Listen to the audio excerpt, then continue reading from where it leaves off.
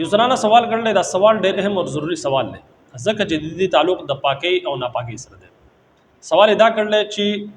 د ناپاکۍ په حالت کې یعنی حالت جنابت کې یو زنانه باټې تلاش کته کی او بو راو بسلو لپاره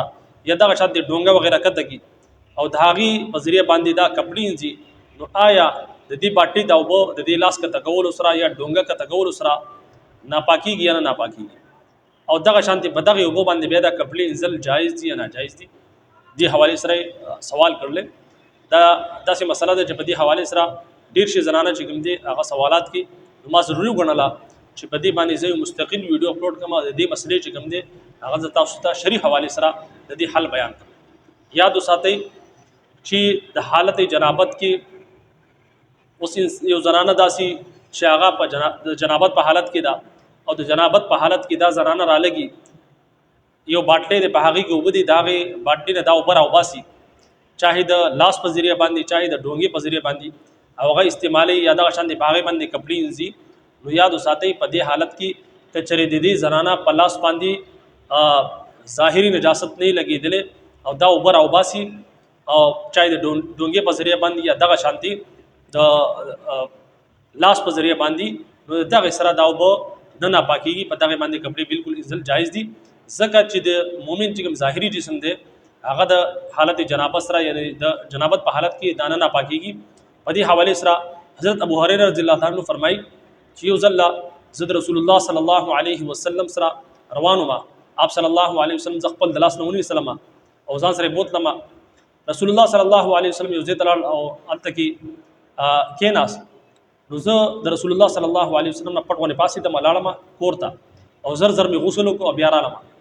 رسول الله صلی الله علیه وسلم زمانه تاسو کو چې اے ابو هريره ته چرته تللی؟ نو حضرت ابو هريره رضی الله عنه فرمایلو چې اے د الله رسوله تا شانتي زه ناپاکي په حالت کې ما زستا سره ناسو ما نو ما ضروري غواړم چې لاړم زه غسل وکم. نو رسول الله صلی الله علیه وسلم ته سو فرمایلو چې اے ابو هريره د مؤمن چې کوم ظاهري جسم دی غنب نه ناپاکیږي، یعنی ستاسو ظاهري جسم چې کوم دی هغه هغه باندې نجاست نه لګیدل هغه خو ناپاکیږي نه، ته حکم اعتبار سره یا باطنی اعتبار سره چې کوم دی دا یو نجاست دی، لیکن ظاهري اعتبار سره چې کوم دی مؤمن چې کوم دی هغه نه ناپاکیږي. څنګه چې دا مسله ما تاسو ته بیان کړه چې د انسان د مؤمن زنانه نارینه د هغې ظاهري جسم چې کوم دی پاکي په لاس باندې ناپاکي وغیرہ نه لګېدلي، نجاست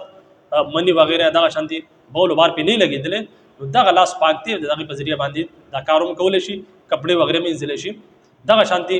یو بل حدیث حضرت عائشہ صدیقه رضی الله عنها فرمایي چې رسول الله صلی الله علیه وسلم به غسل وکړو، د حالت جنابت غسل به وکړو او بیا به راغې او زمانه به چې کوم دی ګرمي حاصل کړی نه زمانه به چې کوم دی خپل چې کوم جسم دی د هغې ګرماش به حاصل کو. په دغه حالت کې چې کوم دی زه به جنبي ما یعنی ما به غسل نه وکړی، په دغه حالت کې به رسول الله صلی الله علیه وسلم زمانه چې کوم دی ګرمایش حاصلو. نو د دې نه دا معلومیږي چې د انسان ظاهري جسم د جنابت سره نه ناپاکیږي، لیکن باطنی اعتبار سره چې کوم دی حکم اعتبار سره دا انسان چې کوم دی ناپاکي. باقي که د لاس باندې په جسم باندې سره نجاست نه لګېدلی نو د جسم چې کوم دی هغه پاک وي، لاس په صفاوي. په دغه حالت کې دا زنانه چې کوم دی کار هم کولی شي، روټۍ هم پخولی شي، سالن هم پخولی شي، خوراک کاږ هم کولی شي او دغه شانتي که باټي ته چېرته لاس دننه کې لاس باندې سره نجاست نه او اوبو پې راوباسي او کپړې وغیرہ پې انځي، نو بالکل په دې حالت کې چې کوم دی دا کپړې انځلی شي او دا اوبه چې کوم دی د دې عمل سره نه ناپاکیږي. امید کوم چې مسله به مو په سمجھ کې راغلی. اجازت راکړئ. السلام علیکم ورحمۃ اللہ وبرکاتہ.